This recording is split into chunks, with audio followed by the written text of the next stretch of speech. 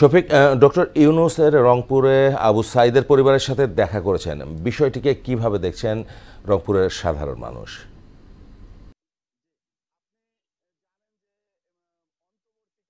সরকার প্রধান উপদেষ্টা নোবেল বিজয়ী ডক্টর ইউনূস কিন্তু গতকাল রংপুরে আসছিলেন এবং বৈষম্য বিরোধী আন্দোলন করতে গিয়ে যে আবু সাঈদ অর্থাৎ বেগম রোকেয়া বিশ্ববিদ্যালয়ের মেধাবী শিক্ষার্থী আবু সাঈদ পুলিশের গুলিতে নিহত হয়েছে, তার বাসায় কিন্তু গতকাল রংপুরের পীরগঞ্জে কিন্তু ডক্টর ইউনূস এসেছিলেন হেলিকপ্টার যোগে। তারপর কিন্তু আবু সাঈদের কবর জিয়ারত করেন এবং আবু সাঈদের বাসায় তার বাবা মায়ের সঙ্গে দেখা করেন। আবু সাঈদ তার দেখা করেন এবং ডক্টর ইউনূস বিশ্ববিদ্যালয়ের শিক্ষার্থীদের সামনে বলেন যে আহ, এই এই ইউনু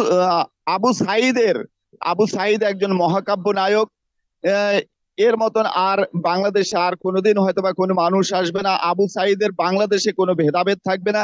ডক্টর ইউনূসের সামনে কিন্তু তার বাবা মা, একজন সন্তান হারা বাবা মা কিন্তু কেঁদে ফেলেন এবং অনেক তিনি দাবি করেন যে এই বিষয়টি তার বাবা মা বলেন যে তদন্ত সাপেক্ষে যেন এইটি ব্যবস্থা নেওয়া হয়। আরেকটি বিষয় বলে রাখি যে আবু সাঈদের সামনে কিন্তু এই সরকার প্রধান তিনি বলছেন আহ এই দেশে আহ, দেশ গড়ার জন্য আমরা বানিয়েছি, কাউকে মারার জন্য কিন্তু আমরা বানাইনি।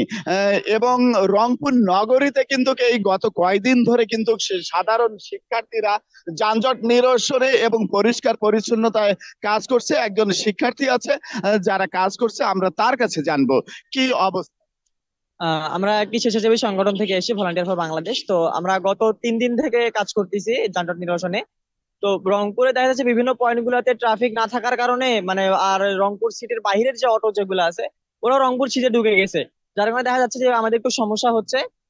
এছাড়া আমাদের আর কোনো সমস্যা নেই। এখন বর্তমানে আমরা সুন্দরভাবে অটো রিক্সাগুলা আমরা আলাদা করে এমার্জেন্সি লাইন করে দিয়েছি, যেন অ্যাম্বুলেন্স সহ জরুরি কাজে যারা যাচ্ছে, যেমন আর্মিরা দেখা যাচ্ছে বিভিন্ন অ্যাকশনে যাচ্ছে, ওদের জন্য আলাদা এমার্জেন্সি লাইন করে দেওয়া হয়েছে, অটো রিক্সার জন্য আলাদা লাইন করে দেওয়া হয়েছে, এবং সবাই সুন্দরভাবে চলাচল করতে পারতেছে।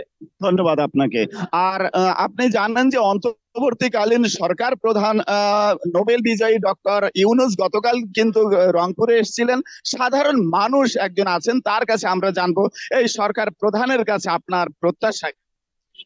আমার প্রত্যাশা অনেক, বিশেষ করে এই সরকার, স্বৈরাচারী সরকার পতন হওয়ার পরে আমার মনে এত প্রফুল্ল হয়েছে। আমি সারা বাংলাদেশের নাগরিক, সাধারণ নাগরিক হিসেবে আমি এই সরকারের কাছ থেকে এতটুকু প্রত্যাশা করি যে বিভিন্ন খাতে যে অধপতন হয়েছে, বিশেষ করে শিক্ষা খাতে যে অধপতন হয়েছে, শিক্ষা ব্যবস্থাকে পুনরায় সাজানো দরকার।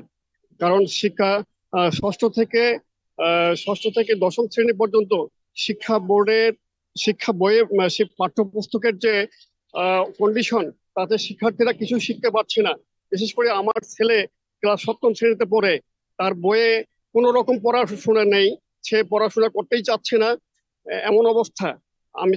আমি মন থেকে চাচ্ছি যেন শিক্ষা ব্যবস্থা দ্রুততম পরিবর্তন করে শিক্ষা ব্যবস্থা পুনরায় 90 দশকের শিক্ষা ব্যবস্থা চালু করার জন্য এই সরকারকে বিনত অনুরোধ করছি। ধন্যবাদ আপনাকে।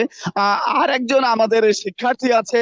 আমরা এই আপনারা যে নতুন প্রজন্ম এবং নতুন শিক্ষার্থী, এই সরকারের কাছে আপনাদের প্রত্যাশা কি একটু জানতে চাই। দেশে যাতে অনৈতিক যেগুলো কাজকর্ম হয়েছে আজ পর্যন্ত সেটা যাতে বন্ধ হয়, এটা সবচেয়ে প্রথম দাবি। এবং শিক্ষা ব্যবস্থা সহ রাস্তাঘাটে যে ট্রাফিকের সমস্যা হচ্ছে এসব সহ দেশে যাতে একটা সুষ্ঠু পরিকল্পনা অনুসারে দেশটা চলতে পারে, এটাই আমাদের দাবি। এই হানাহানি বা এই বিষয়টা আপনারা কিভাবে দেখছেন? এই আবু সাঈদের মৃত্যুটাকে আপনারা কিভাবে দেখছেন সাধারণ শিক্ষার্থী? আবু সাইদ ভাইয়ার মৃত্যুটা আসলে আমরা কেউ কাম্যই ছিল না কারো কাছে। তো আমাদের মনে হয় যে ভাইয়ার বিচারটা হওয়া উচিত, অবশ্যই তদন্ত করে অবশ্যই সুষ্ঠু বিচার হওয়া উচিত। অন্তত তাহলে ভাইয়া দেখলেও যে তার একটু শান্তি হবে যে না আমার বিচারটা হয়েছে। তো আমাদের এটাই কাম্য যে অন্তত ভাইয়া একটা সুষ্ঠু বিচার পাক। ধন্যবাদ আপনাকে। আপনি জানেন যে গতকাল কিন্তু এই অন্তর্বর্তীকালীন সরকার প্রধান উপদেষ্টা নোবেল বিজয়ী ডক্টর ইউনূস রংপুরে এসেছিলেন এবং তিনি সাধারণ শিক্ষার্থীদের সঙ্গে মত বিনিময় করেছেন যে আবু সাঈদের দেশে কখনো কোনো ভেদাভেদ থাকবে না, বৈষম্য থাকবে না, এবং সাংবাদিকদের সঙ্গে এবং সুধীজনের সঙ্গে কথা বলেছেন। তিনি যেটি বলার চেষ্টা করেছেন যে এই দেশটাকে সংস্কার করার জন্য একটু সময় দেয়া হোক, সংস্কারে নেমেছে এই সরকার।